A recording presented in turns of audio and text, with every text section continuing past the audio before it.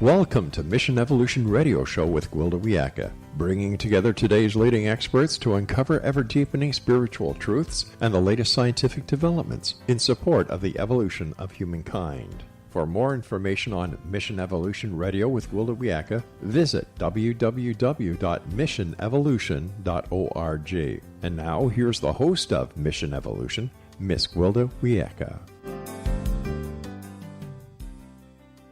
Hello, dear friends, and welcome to Mission Evolution Radio Show, where we share innovative thoughts and explore deepening truth in support of the path to unity and enlightenment.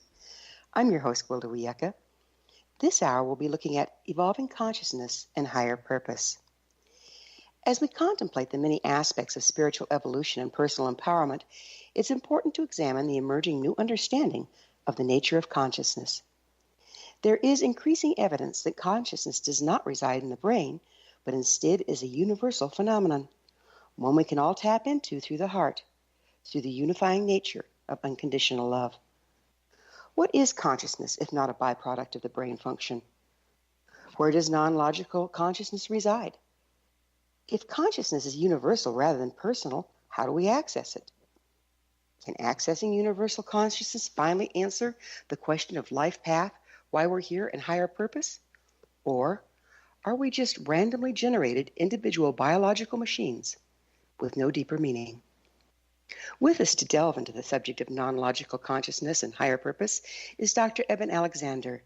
Dr. Alexander was an academic neurosurgeon for over 25 years, including 15 years at the Brigham and Women's Hospital, Children's Hospital, and Harvard Medical School in Boston. He has a passionate interest in physics and cosmology. He's the author of the New York Times #1 bestseller, Proof of Heaven, The Map of Heaven, and Living in a Mindful Universe. His website, ebenalexander.com. Dr. Alexander, thanks for joining us on Mission Evolution. Well, Gwilda, thanks for having me. It's great to be here. As a neurosurgeon, how did you first become interested in the nature of consciousness? Well, it's something that we deal with every day. My father was a neurosurgeon, so I had an interest in consciousness even back as a young child. And, of course, over those 25 years or so of active practice before my coma, I thought I had some rough idea of how brain, mind, and consciousness worked, even though I admitted that nobody really seemed to understand the real depths of it. But I thought that we had some clues as to the nature of consciousness. And that's why I think my near-death experience that happened just about 10 years ago was such a beautiful gift. It showed me that our kind of materialist model of brain creates consciousness is hopelessly inadequate and does not match the data. We need a far bigger theater of operations to really understand how all this works. It's amazing, isn't it, that we've dealt with consciousness as long as we've been around, and yet we don't have any understanding of it.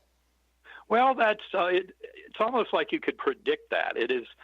We are all so much just in our own consciousness that it's very difficult to get out of it to kind of assess how the whole thing is working. It's kind of like asking a fish, what's it like to be in the water?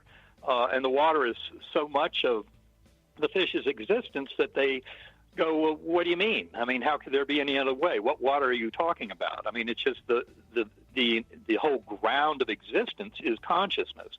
And that's one of the reasons it's so difficult to really kind of understand. But when you're deeply involved in assessing the mechanisms that relate the mind and the brain, that's where we start running into some fascinating territory and realizing that simplistic model of, the physical world is all that exists and the brain must somehow create consciousness, where that model just completely crumbles because it is inadequate to explain all of human experience. So how did your near-death experience, if you don't mind telling us a little bit about that, how did it impact your view on consciousness?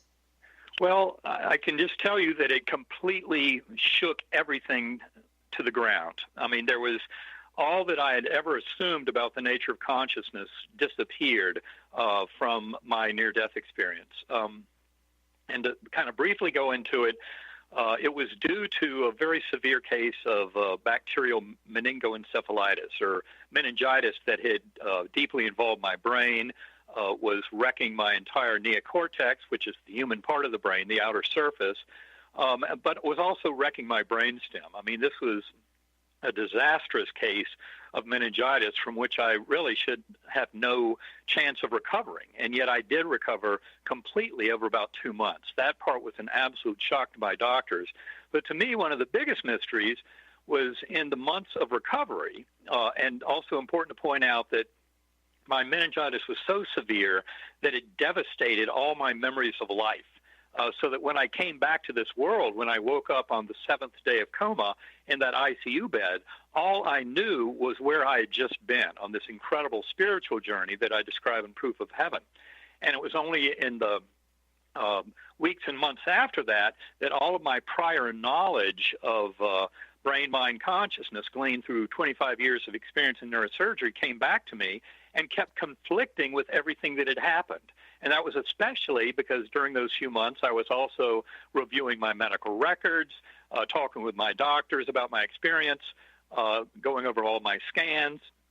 And I realized that the records I were reviewing was really of someone who would have died from this severe meningitis and certainly could not have had any kind of experience in the midst of it all. That's why I think the medical community is so fascinated by my story. And I'm often asked to speak to medical and surgical and nursing groups about it because it is such a complete violation of everything we were taught in medical school about the role of the brain in creating consciousness. And the more I got into all of that, and the more I've aligned with scientists around the world who have been wrestling with this very same set of questions around the nature of consciousness, the more I realized that the scientific world is now going through a tremendous revolution that I think will be unprecedented in human history.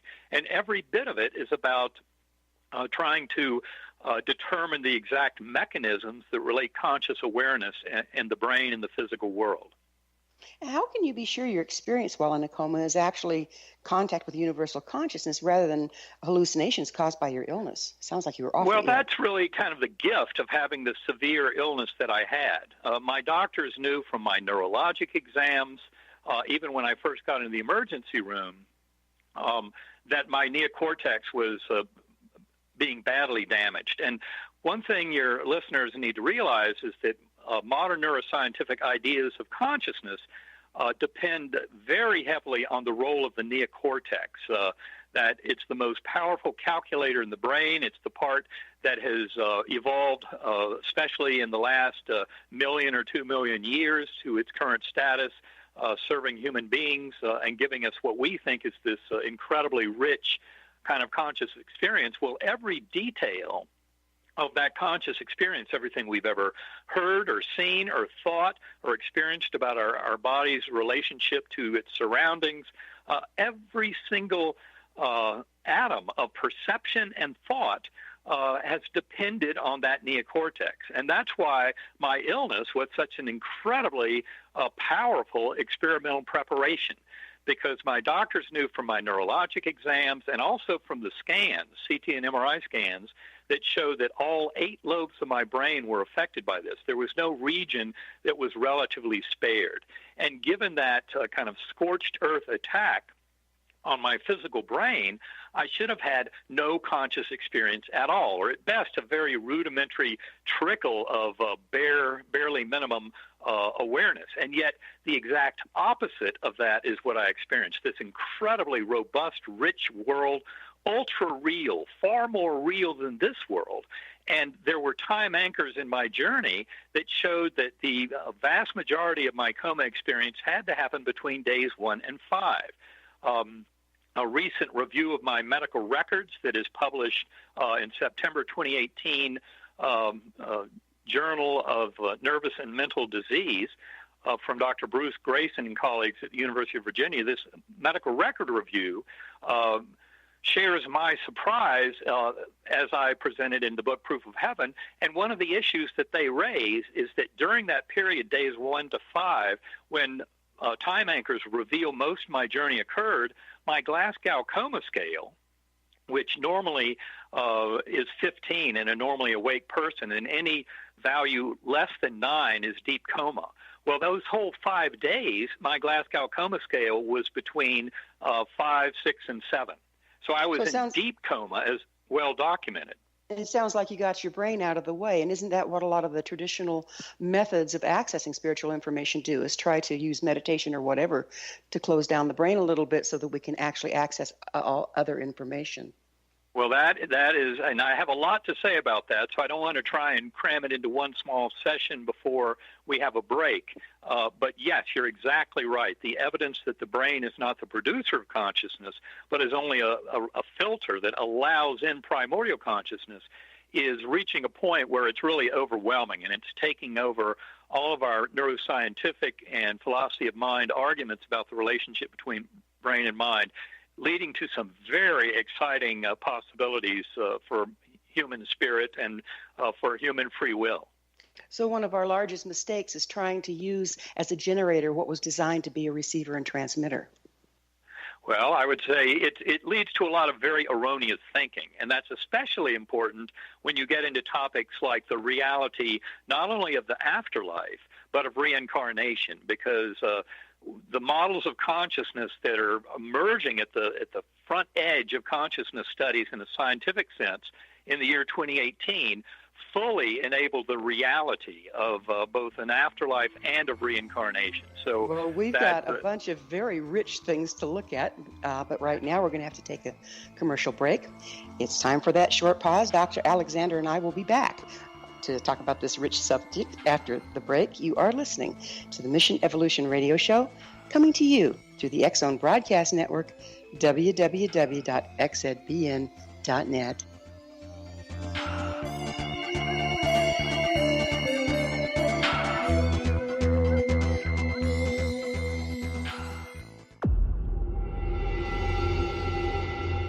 Whether you're a skeptic or a believer, join me, Rob McConnell, as together we'll investigate the world of the paranormal and the science of parapsychology here on the X Zone Radio TV show on XZBN and the X Zone TV channel on Simul TV. Since 1990, the X Zone Radio TV show has been the place where people dare to believe and dare to be heard. Together, we'll investigate UFOs, aliens, ghosts, Bigfoot, psychic phenomenon, lake monsters, conspiracy theories, government cover-ups, the truth embargo, alien abductions, ESP, haunted locations from around the world, and so much more. With over 28 years of broadcasting and more than 4,500 individual guests, the X Zone is truly a place where fact is fiction and fiction is reality, as evidenced by the credibility, integrity, and professionalism of the guests that we bring to our international audience. If you have seen a UFO, had a close encounter, seen a ghost, Bigfoot, lake monster, or a story that you would like to share or have investigated, contact me, Rob McConnell, by sending me your email to xzone@xzoneradiotv.com, or you can call toll-free 1-800-610-7035, extension 143, and on Skype, X Zone Radio TV. For more information on the X Zone Radio TV show with yours truly, Rob McConnell, visit www.xzoneradiotv.com or www.xzonetvchannel.com or simultv.com and xzbn.net. Until next we meet here in the X Zone from our broadcast center and studios in Hamilton, Ontario, Canada, always remember, X Zone Nation, keep your eyes to the sky and your heart in the light.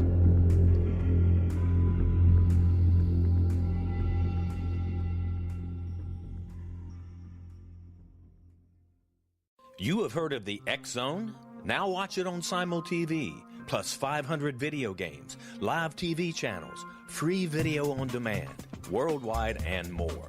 Does this sound like tomorrow's television? Well, it is, but you can have it today, right now. It is Simul TV. Simul TV offers what the others only wish they could provide. 15 exclusive channels like X Zone, sci-fi, and horror. We are worldwide. No other provider offers that.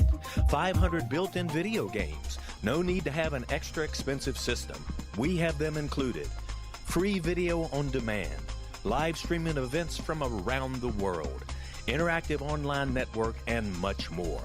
Tomorrow's TV today. Simul TV. Sound too good to be true? Well, it's not.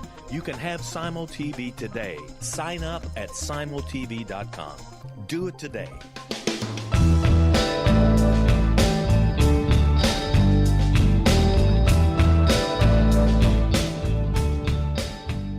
Welcome back. This is Mission Evolution Radio, dedicated to unification and evolution of consciousness. Remember, past episodes are available on our website, missionevolution.org. I'm your host, Gwilda Wiyaka, and our guest this hour is Dr. Eben Alexander. His website, ebenalexander.com. Dr. Alexander, we were getting into, how the brain has been misunderstood as to its functions, kind of like inside out and backwards of what you discovered. Would you go into that a little bit?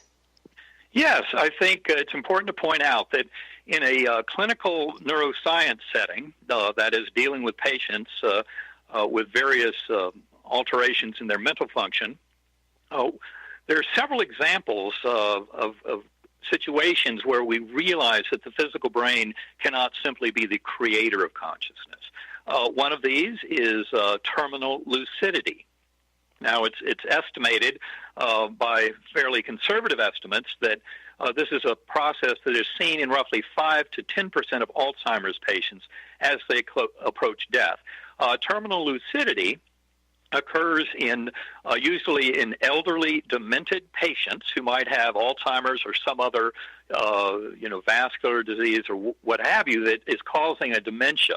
Now, in dementia, their thinking deteriorates, and in many of the patients' cases that I'm aware of, they may have gotten to a point where the dementia was so severe that they had not uttered a meaningful phrase to anyone for months or even longer.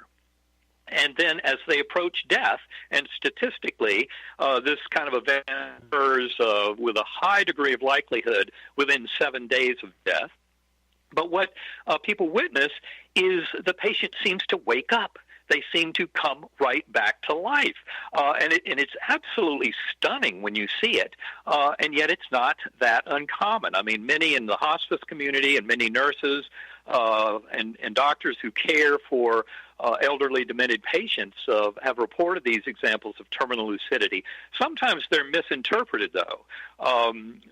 I was at a meeting not long ago of hospice workers and palliative care medicine docs, and there was this big discussion of what they were calling terminal delusions, because, in fact, what happens when these patients come back to life and wake up and have great reflection on their life and sit there in conversations with family members at the bedside that everybody thinks are impossible given the road of dementia they followed without uttering anything meaningful for weeks or months, and to have them then very conversant with active memory and very thoughtful reflections is unnerving, and it's really kind of bizarre, and yet it is something that happens. I've heard of cases of people whose brain had pretty much been more than 50% replaced with metastatic cancer, who were in very deep coma, who then came back to life right before they died.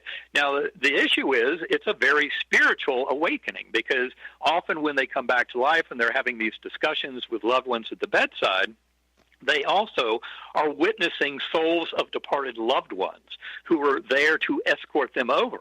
Now, the unenlightened caregiver might interpret that as all a delusion and hallucination, but it's not. And I can say that with some authority just because of the number of cases that I'm aware of and what I see in this overall process. But it is so shocking that they even can have any mental function at all. That's the question, is how can a brain that's so impaired accommodate the communication, even though it's coming from a spiritual source? How does it get through? Right. And I think to answer that question, I would simply point to another phenomenon that we witness in neuroscience, and that is what is called the acquired savant or idiot savant syndromes. And these are cases where some form of brain damage. Excuse me, let me interrupt a second. So that means idiot genius? Well, savant is the word for genius, so it's kind of an interesting term, idiot genius, I guess. But the important thing to point out about it is that what these cases demonstrate, and I'll give a few examples. I mean, a head trauma, stroke, autism, things like that can lead to brain damage that give people new mental capacities that in many ways are often kind of superhuman in nature. For example, after a head injury, a patient was able to look at a telephone book and say 1 page per second, and over 30 seconds maybe go through 20,000 names and phone numbers in that phone book over just a very short period of time, and then you can ask them for any of the phone numbers for any of the associated names, and they can give it right back to you. Well, that makes you wonder about our capacity, doesn't it? Yeah, most of us, of course, cannot do that. And how is it that brain damage seems to unmask such superhuman capabilities? Another one would be the ability to calculate pi to 3,000 digits in one's head when they might not have been very good at math before. Where does that come from? I had one patient when I was up at Harvard Medical School who was hit in the head with a baseball. He had an epidural hematoma. He went rapidly into coma. Luckily, we got the epidural out very quickly, and he had a nice recovery. But when he came back for his follow-up visit a few weeks later, he said, "Doc, I can do something I couldn't do before. Maybe you can explain it to me. Do you have a map?" And I said, "Yes," and I found a map somewhere in my office and showed it to him. And he looked at it for about 10 seconds, and then he said, "That's fine," and put it away. And then he started to draw on a piece of paper that map in very exquisite detail, working from the center out. And he said, "I could never do anything like this before. What happened?" So and both of those are examples of photographic memory, right? Of eidetic memory, exactly, that occur in a situation that is kind of inexplicable, but the reason I bring them up is they happen in a setting of brain damage. Something has happened to a brain that was working perfectly well before that damages the physical brain, and yet surprisingly seems to enable a superhuman mental capacity. And what this brings up is... In spiritual circles, we have a lot of examples of what they call initiatory illness, where a person's living a normal life, they go into, like you did, like a coma or this or that or the next thing, and they come out with totally different capabilities. So I would say... brain, right? You're exactly right, and I think the bigger point, as I often point out in my talks about my coma experience, is that all of illness and injury and all the kind of hardships and challenges in life, in many ways, it's best to look at them as blessings, as gifts. Now, it's hard to see that when you're in the middle of it. But often in looking back over that kind of a challenge, we find that we were able to grow, that we were able to learn more about ourselves and accomplish more things through having faced that hardship, which I think is kind of what you're pointing out. Right, yeah. And but also I was pointing out the exact miracles you're talking about, seeming miracles, where people come out of illnesses sometimes with superhuman skills that they wouldn't have displayed before, yeah. Well, I think that's a very good point. And the only other piece, along with terminal lucidity and acquired savant syndromes, that I would like to point out to your audience is a whole set of scientific studies that have occurred over the last 6 years or so in using functional MRI, magnetoencephalography, spectral EEG, things like that, that we can use to assess the function of the brain, and comparing that with a phenomenal experience that occurs in people who are under the influence of certain psychedelic drugs like psilocybin, DMT, dimethyltryptamine, the active principle in ayahuasca, LSD, and others are the drugs that have been investigated. But to the shock of the investigators, what they have found in these numerous studies around the world over the last few years is that the more profound the psychedelic experience of the person who's on that particular substance, the more the physical brain actually shuts down and gets out of the way. It's really astonishing. Right? Yeah. But the evidence is... Those drugs have been used for years by shamanic societies to help the practitioner access non-ordinary reality. It's starting to make sense now, isn't it? I think it's fascinating, and this is something that I mentioned in the original Proof of Heaven, at least in the bibliography. I had one of these references. But to me, this made perfect sense because that's exactly what I experienced. My doctors had all the evidence, and when I reviewed my medical records, I realized just how damaged my neocortex was. And what that showed me was that damage actually enabled me to come into far richer contact with that primordial mind, with that infinite universal consciousness, that God force at the core of it all, that is actually the source of our very conscious awareness. And so that's one of the important statements here, is that the evolution of our understanding of the nature of brain, mind, and consciousness is leading us to this profound realization that we are all part of one consciousness, one mind. And that is where you start to realize that when we hurt each other, we're really just hurting ourselves. It's almost like the golden rule, do unto others as you would have done unto yourself, is written into the very fabric of the universe. And I think that is an important lesson for this kind of broken and fractured world to realize. Yeah, we have just a little bit of time left in this segment. I'd like to begin looking at and then continue looking at why did we disconnect to the degree that we have, that our reality is so physical and all of this consciousness is out there and just a little trickle comes through? Well, I think one way to look at it is, in our culture and society in this world today, we tend to really default to the views of science.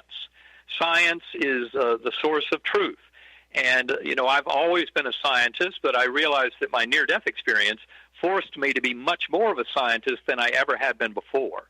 The scientist I was before coma was a very conventional scientist, which is basically seeing that the physical world is all that exists. The physical world is what we can kind of measure and assess. And in fact, if you look back over the 400 years of the scientific revolution, that was their mission. When Galileo and Bacon and Newton and other brilliant minds were first trying to... That commercial break has slipped up on us. We're going to have to take it. We can get back into that. Yeah, Dr. Alexander and I will return to our discussion on the other side. So you stay right there.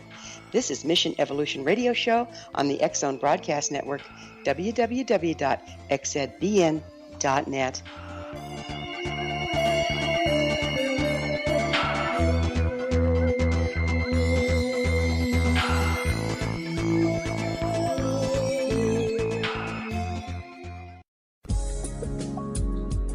From our broadcast studios in Hamilton, Ontario, Canada, to the world and beyond, you're watching the X-Zone Broadcast Network, www.xzbn.net.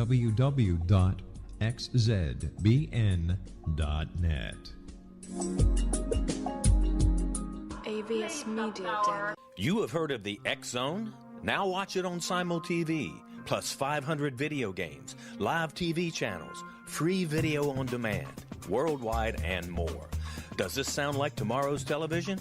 Well, it is, but you can have it today, right now. It is Simul TV. Simul TV offers what the others only wish they could provide. 15 exclusive channels like X-Zone, Sci-Fi, and Horror. We are worldwide. No other provider offers that. 500 built-in video games. No need to have an extra expensive system. We have them included. Free video on demand. Live streaming events from around the world. Interactive online network, and much more. Tomorrow's TV today. Simul TV. Sound too good to be true? Well, it's not. You can have Simul TV today. Sign up at simultv.com. Do it today.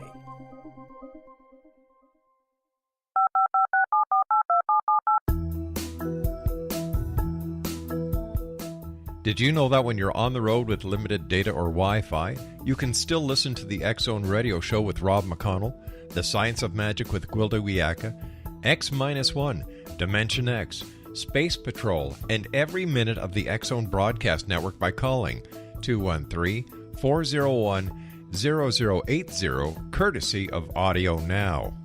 No smartphone, app, or internet needed. It saves your data plan, and it's free if you have unlimited minutes. Call 213-401-0080 to listen on any phone, anytime, anywhere.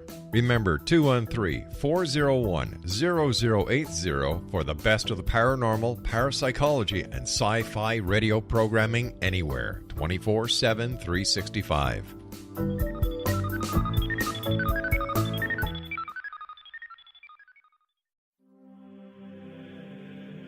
Rob McConnell here, presenting an overview for Nicholas Paul Jennings, author of a fascinating book, Amen.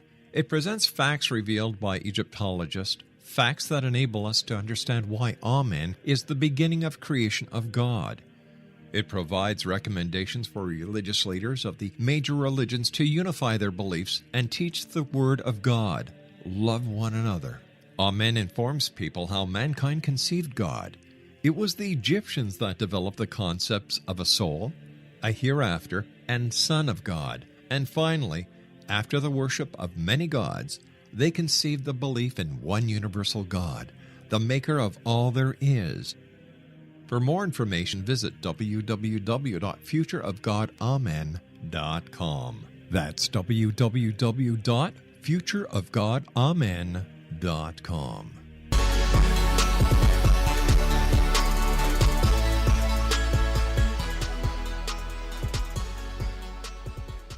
Welcome back. This is Mission Evolution Radio Show, www.missionevolution.org, bringing the latest tools and information to support the path to enlightenment. I'm your host, Gwilda Wiyaka. Our special guest this hour is Dr. Eben Alexander. His website, ebenalexander.com. Dr. Alexander, what is, we were talking about all this universal consciousness out there, and yet we think we have heretofore thought consciousness was in the brain. What is the what does this say about consciousness and reality? Have we created an artificial reality and then restricted ourselves to it? No, I would.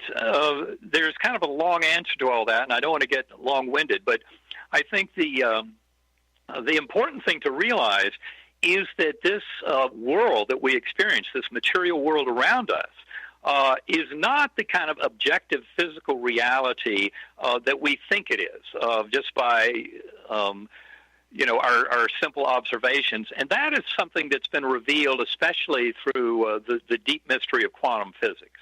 And I think one of the deepest lessons that comes out of quantum physics is that there is no objective physical reality out there that is independent of the observing mind.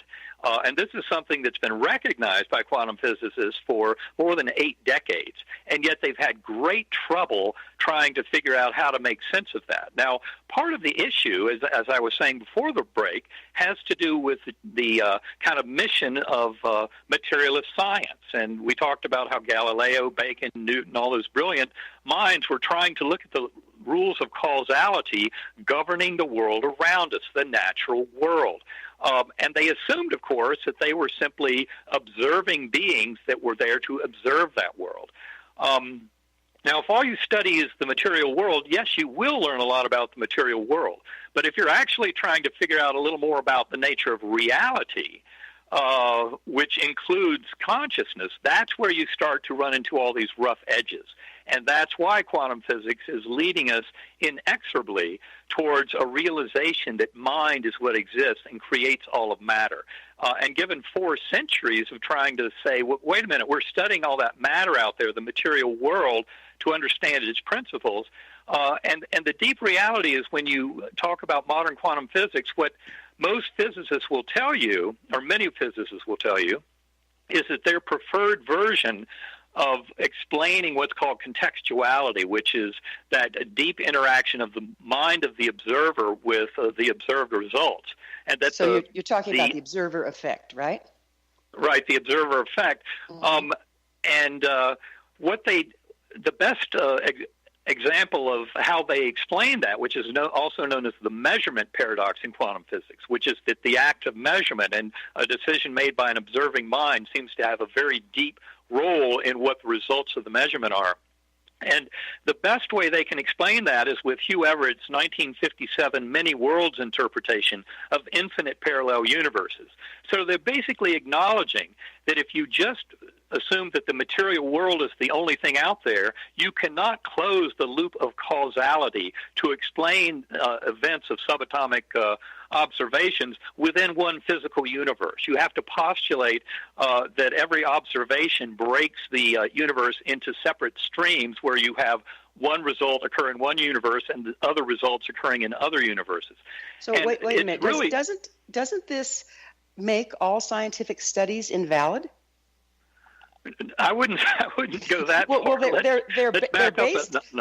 Well, they're based on the observer taking data and coming up with a conclusion. But if the observer has an effect on the data, how can they be sure that they didn't create the results? Well, in fact, they do have a lot to do with creating the result. We're simply having to modify the way we interpret all this. But my point is that you don't need infinite parallel universes to explain it all. And all you need is to realize that consciousness is fundamental and that consciousness actually creates this emergent reality. It's a position known as idealism. And it's a very strong form. It's what we would call either metaphysical or ontological idealism, which means the entire physical universe is merely a subset that emerges from the mental universe. And many physicists and astronomers have grown more comfortable with the notion of this being a mental universe. For example, Richard Conn Henry wrote a beautiful one-page essay in the scientific journal Nature back in 2005. He's the head of astrophysics at Johns Hopkins. And he made it very clear that, a robust modern interpretation of quantum physics acknowledges that we live in a mental universe, that the physical universe is only a projection out of the mental. And so we're kind of slowly working our way towards this realization. This is something that Karen Newell and I focus on tremendously in our new book, which is called Living in a Mindful Universe. Yeah, could you help me? I'm looking at consciousness that is not supposed to reside within us, and yet I'm looking at reality that you say that we're generating through the brain. Can you kind of reconcile that for me? Well, I think the best way to reconcile it is to realize that the evolving scientific models now about relationship between brain and consciousness really have come to admit that you cannot explain the workings of the brain and come away with a full model of how the mind and consciousness emerge from that. The only way to really address it is to acknowledge that consciousness itself is fundamental. In any of this kind of discussion about the big nature of reality, you're always going to hit a point where there's going to be something called an ontological primitive.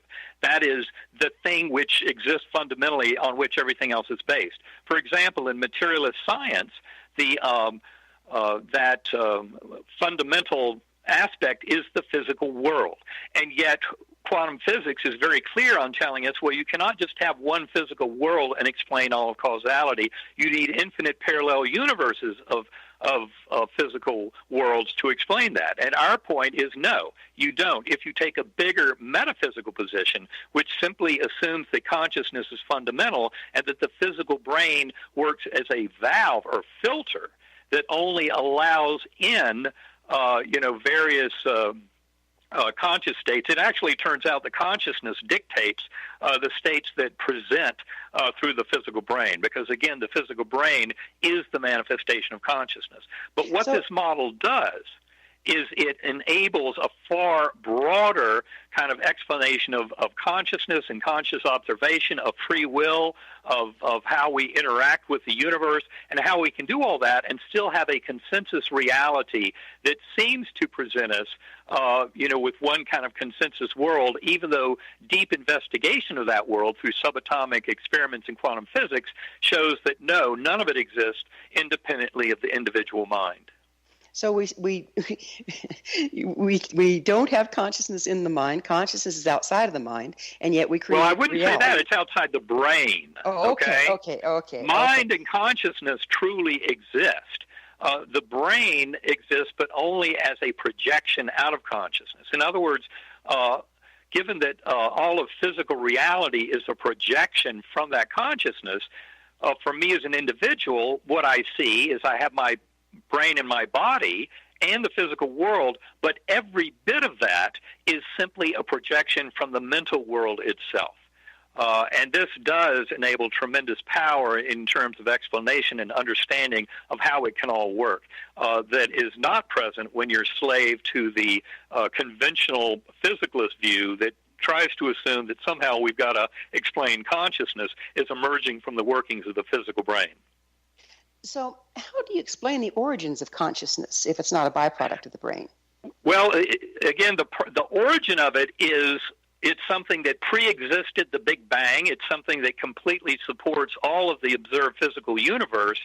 Where it came from, I think, is too big a question for right now. I don't have a way of answering it, but I can also tell you that in any of this kind of discussion about the nature of reality, you're going to run into a situation where there's going to be some ground, that ontological primitive, that cannot be escaped.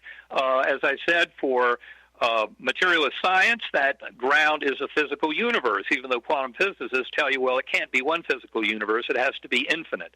And then, for example, for quantum physics, you might assume that that ontological ground is what's called the quantum field. And for the position I'm postulating, a world where it's idealism and where the entire universe truly is mental at its core, and that all the apparent physical universe emerges from it, that ontological primitive is consciousness itself.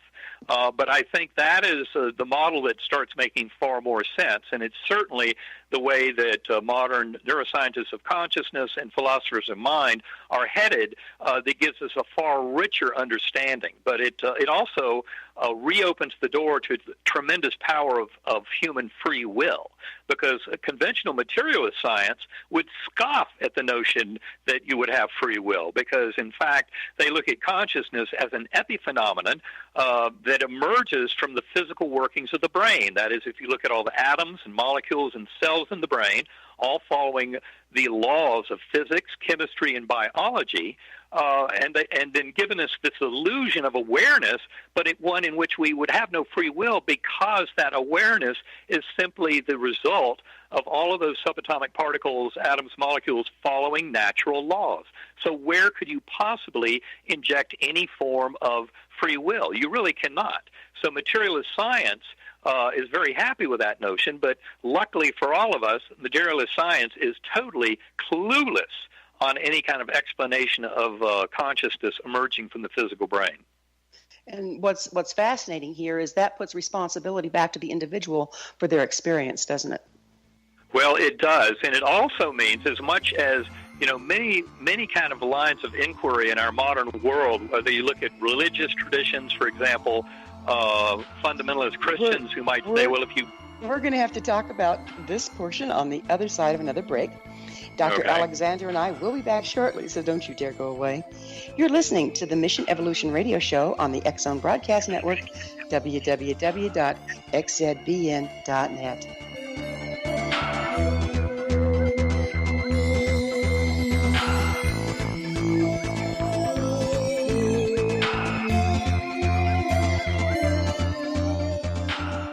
Heard of the X-Zone? Now watch it on Simul TV, plus 500 video games, live TV channels, free video on demand, worldwide, and more. Does this sound like tomorrow's television? Well, it is, but you can have it today, right now. It is Simul TV. Simul TV offers what the others only wish they could provide. 15 exclusive channels like X-Zone, Sci-Fi, and Horror. We are worldwide. No other provider offers that. 500 built-in video games. No need to have an extra expensive system. We have them included. Free video on demand. Live streaming events from around the world. Interactive online network, and much more. Tomorrow's TV today. Simul TV. Sound too good to be true? Well, it's not. You can have Simul TV today. Sign up at simultv.com. Do it today.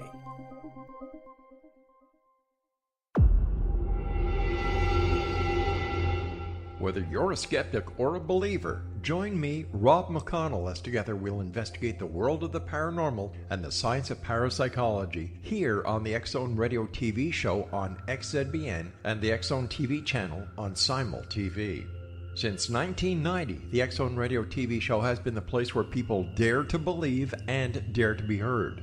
Together, we'll investigate UFOs, aliens, ghosts, Bigfoot, psychic phenomenon, lake monsters, conspiracy theories, government cover-ups, the truth embargo, alien abductions, ESP, haunted locations from around the world, and so much more.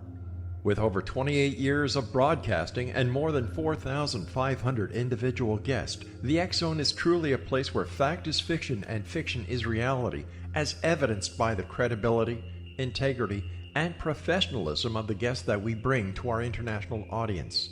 If you have seen a UFO, had a close encounter, seen a ghost, Bigfoot, lake monster, or a story that you would like to share or have investigated, contact me, Rob McConnell, by sending me your email to xzone@xzoneradiotv.com, or you can call toll-free 1-800-610-7035, extension 143, and on Skype, X-Zone Radio TV. For more information on the X-Zone Radio TV show with yours truly, Rob McConnell, visit www.xzoneradiotv.com or www.xzonetvchannel.com or simultv.com and xzbn.net. Until next we meet here in the X-Zone from our broadcast center and studios in Hamilton, Ontario, Canada, always remember, X-Zone Nation, keep your eyes to the sky and your heart in the light.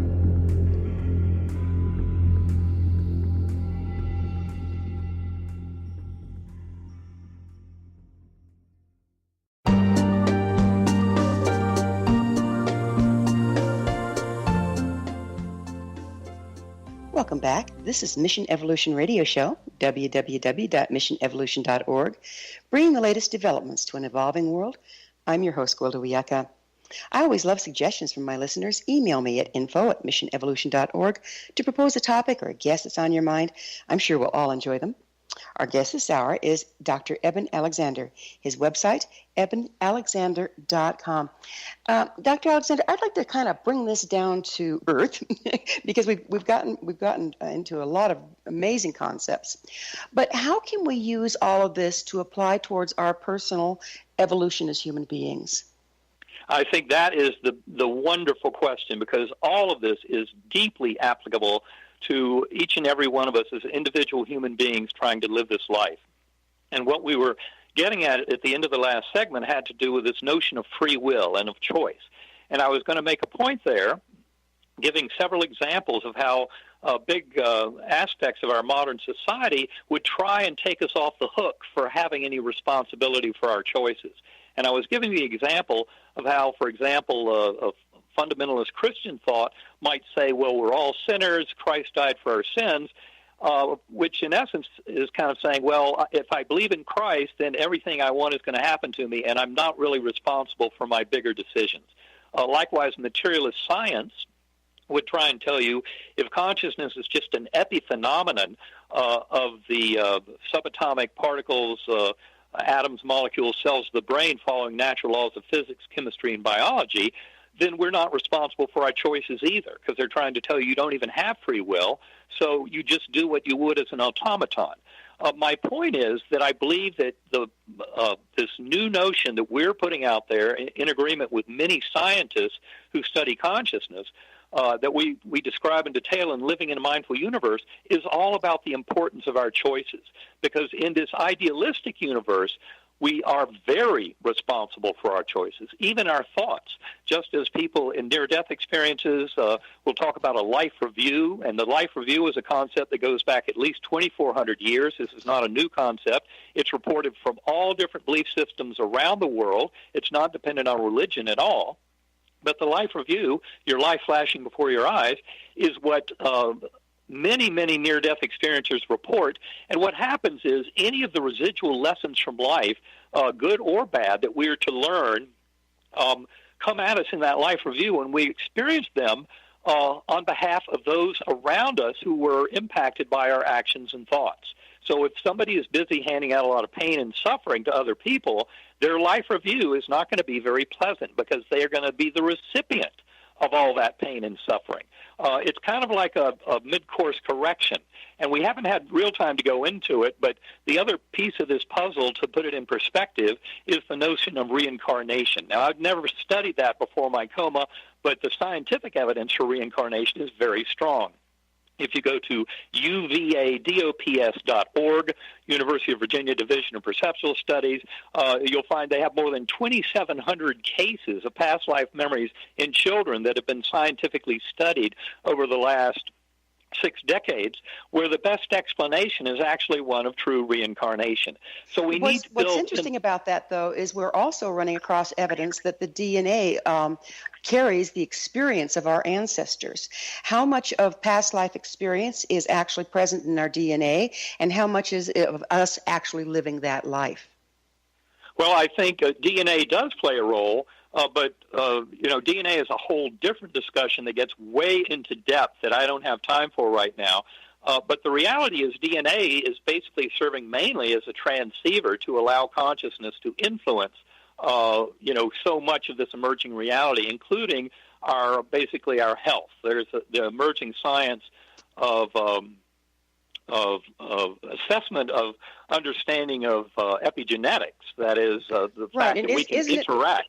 Isn't it much more fluid than we originally thought? Can it be changed? It's far more fluid. And again, that is all something discussed in detail in Living in a Mindful Universe. I think the important point is getting back to this notion of choice and free will, is that we do have tremendous responsibility for our choices. That's why that life review, a very real thing for all of us, whether we believe in it or not, should be nudging us towards treating others as we would like to be treated. This whole world needs to wake up to this science. Now, one of the key aspects of this is getting in touch with that primordial mind.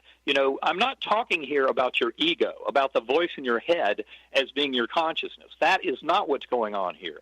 The deeper mystery of consciousness is your awareness, the observer that observes that voice in the head, which should be looked at more as an impish teenager and put into timeout when we're trying to get into these deep questions. But that's why meditation, centering prayer, these forms of going within are so powerful.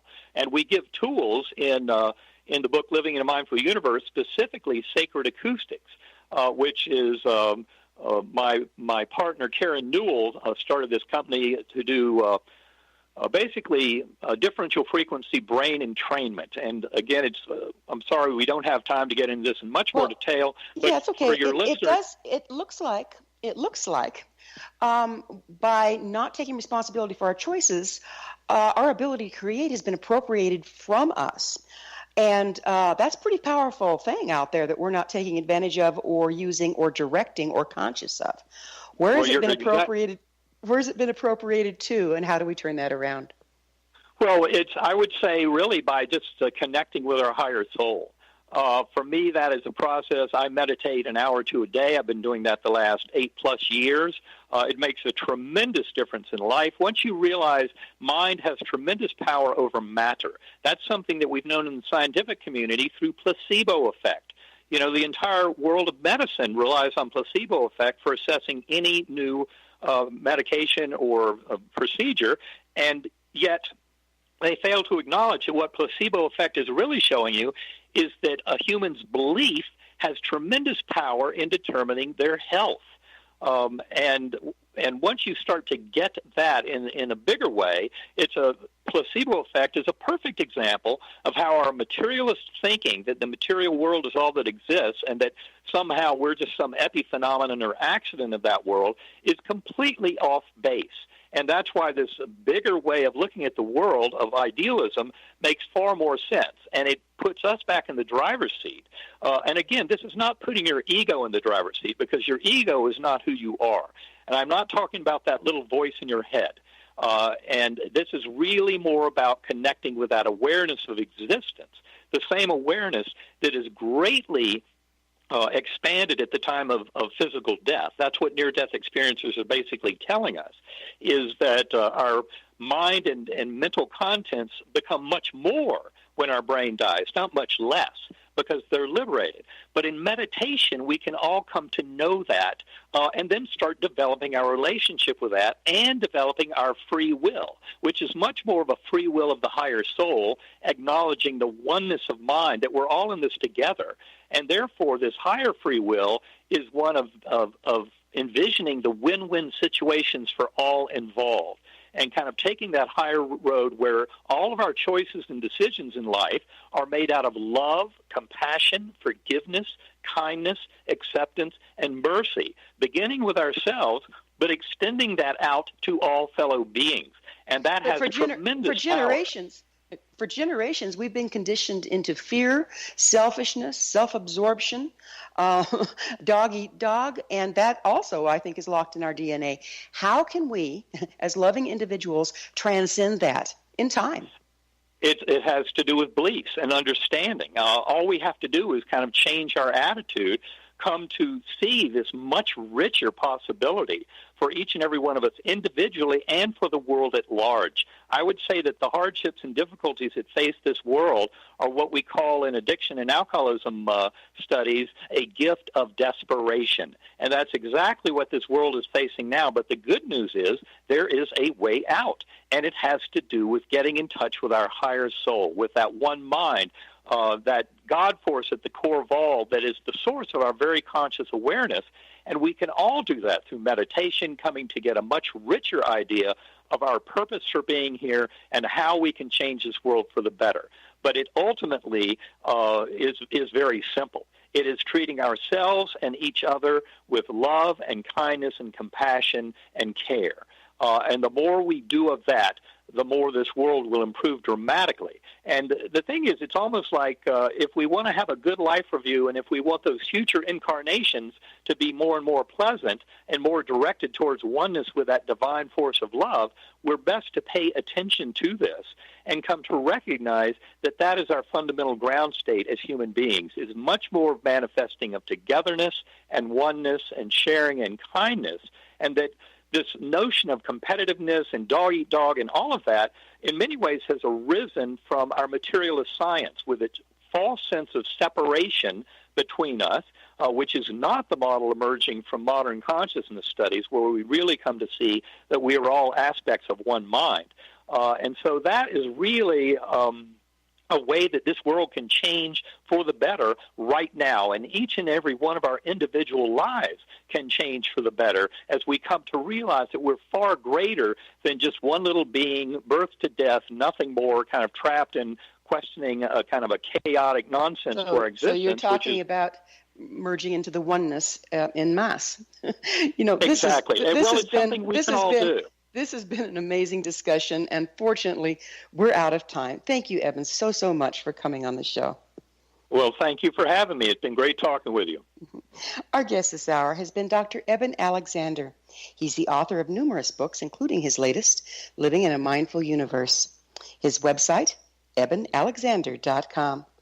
Remember to join our email family to stay abreast of all the exciting new things we have coming up at missionevolution.org. This has been Mission Evolution Radio Show with Gwilda Wiyaka on the X-Zone Broadcast Network, www.xzbn.net.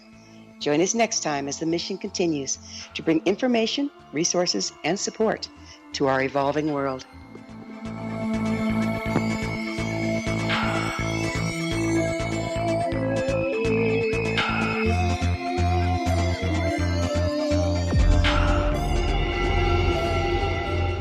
Whether you're a skeptic or a believer, join me, Rob McConnell, as together we'll investigate the world of the paranormal and the science of parapsychology here on the X-Zone Radio TV show on XZBN and the X-Zone TV channel on Simul TV. Since 1990, the X-Zone Radio TV show has been the place where people dare to believe and dare to be heard. Together, we'll investigate UFOs, aliens, ghosts, Bigfoot, psychic phenomena, lake monsters, conspiracy theories, government cover-ups, the truth embargo, alien abductions, ESP, haunted locations from around the world, and so much more. With over 28 years of broadcasting and more than 4,500 individual guests, the X-Zone is truly a place where fact is fiction and fiction is reality, as evidenced by the credibility, integrity, and professionalism of the guests that we bring to our international audience. If you have seen a UFO, had a close encounter, seen a ghost, Bigfoot, lake monster, or a story that you would like to share or have investigated, contact me, Rob McConnell, by sending me your email to xzone@xzoneradiotv.com, or you can call toll-free 1-800-610-7035, extension 143, and on Skype, X-Zone Radio TV. For more information on the X-Zone Radio TV show with yours truly, Rob McConnell, visit www.xzoneradiotv.com or www.xzonetvchannel.com or simultv.com and xzbn.net. Until next we meet here in the X-Zone from our broadcast center and studios in Hamilton, Ontario, Canada, always remember, X-Zone Nation, keep your eyes to the sky and your heart in the light.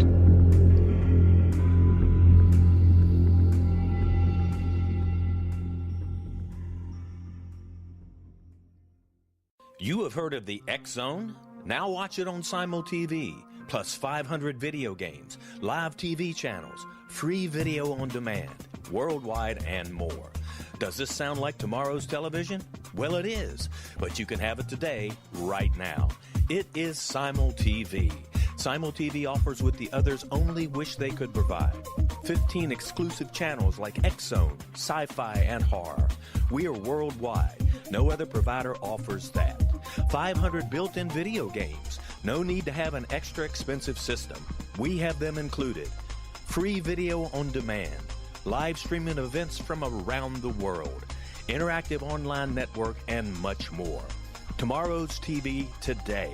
Simul TV. Sound too good to be true? Well, it's not. You can have Simul TV today. Sign up at simultv.com. Do it today.